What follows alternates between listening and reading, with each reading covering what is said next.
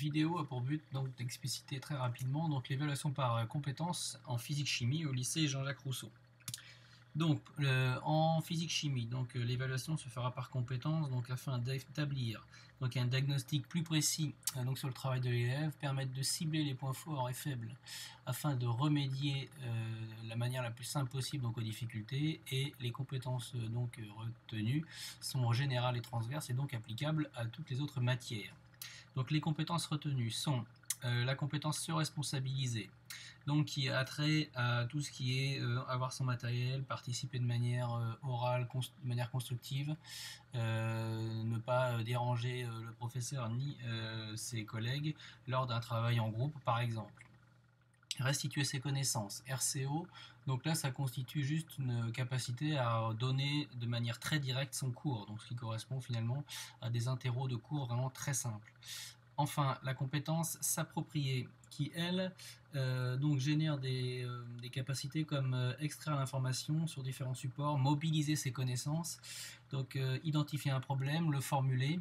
Donc mobiliser une connaissance n'est pas la même chose que la restituer. Donc par exemple, on peut faire appel à une connaissance de manière directe si on demande telle ou telle règle. Et par contre, savoir qu'il faut l'appliquer dans un contexte particulier, là, ça fait partie de la compétence s'approprier. Maintenant, réaliser, donc nous avons bien entendu toutes les compétences expérimentales de manipulation donc en travaux pratiques, mais nous avons aussi également la manipulation de l'outil mathématique lors des différents calculs, tracer un graphique, etc. La compétence analysée, donc qui est un peu la compétence phare de la discipline, donc qui consiste donc à organiser et exploiter ses connaissances, former les hypothèses, construire des étapes de résolution, faire preuve d'esprit critique, interpréter des résultats, etc. Et enfin, communiquer, qui est donc s'exprimer correctement à l'écrit, à l'oral, et présenter un résultat sous la forme adaptée. Donc toutes les caractéristiques de tout ce qui rentre dans chacune des compétences est disponible dans un document qui sera distribué donc à vos enfants, donc qui est ce document-là. Donc pas très lisible ici sur cette vidéo, mais il sera donc distribué à vos enfants et ou disponible si vous le souhaitez.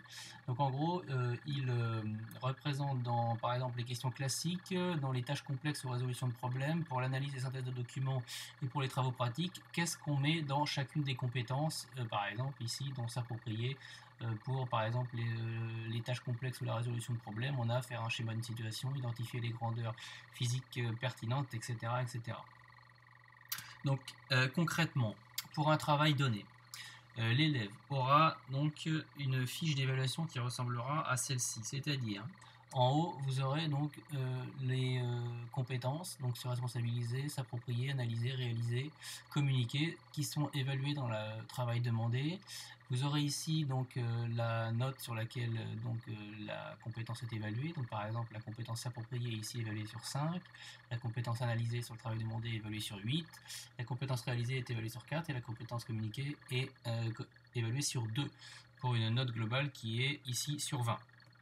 Donc vous aurez aussi des compétences donc ici disciplinaires où on mettra si elles sont acquises en cours d'acquisition ou non acquis. Et donc l'évaluation se fera sous la forme de niveau d'acquisition, donc A, B, C, D. Donc par exemple, si dans le travail demandé, dans la compétence analysée, qui est décomposée ici en 2 blocs, il fallait dans démarche de résolution cohérente, faire la comparaison entre un fond continu pour la température, faire une comparaison entre des positions et donner l'importance d'un élément.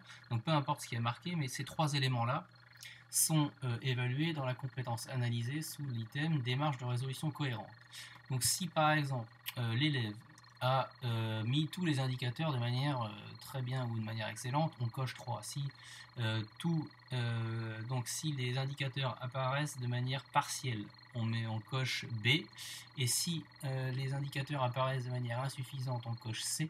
Et enfin, si les indicateurs choisis ne sont pas présents, on coche D. Donc il faut vraiment avoir rien fait vraiment pour avoir D. Donc l'élève qui essaye de faire des efforts mais qui finalement donne dans chaque compétence un résultat qui est insuffisant aura C. Donc ici la description des niveaux est toujours donnée ici. Niveau A, donc les indicateurs apparaissent dans leur quasi-totalité. Niveau B, les indicateurs apparaissent de manière partielle. Niveau C, les indicateurs apparaissent de manière insuffisante. Et enfin niveau D, les indicateurs ne sont pas présents.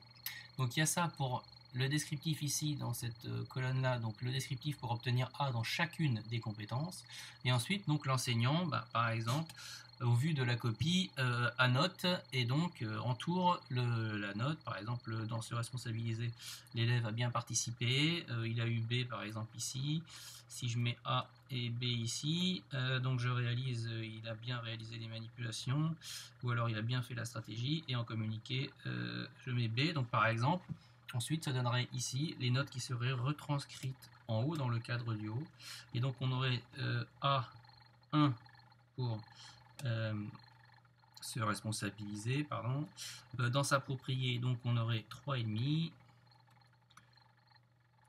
Pour analyser, donc on aurait 3 et 3,5, 6,5. Pour réaliser, nous aurions 4. Et enfin, pour communiquer, nous aurions 1 et demi. Donc ce qui donnerait une note de 6 et 4 est 10, 10,5, 12, 12 et 4, 16, 16,5 sur 20. Donc en fait, ce diagnostic-là, donc vous voyez, permet en fait de voir les points forts de l'élève. Donc les points forts de l'élève sont bien sûr là où il a A. Les points qui peuvent être améliorés sont les points donc, qui sont généralement ici en C ou D. Donc là on voit que cet élève est un élève avec un niveau d'acquisition qui est globalement très satisfaisant, puisqu'il a que du A et du B, et on voit qu'il peut progresser ici par exemple sur la compétence s'approprier et sur la compétence analysée. Il faut bien sûr que les élèves n'hésitent pas à aller voir le professeur pour discuter autour de cette grille de comment progresser et comment remédier aux difficultés.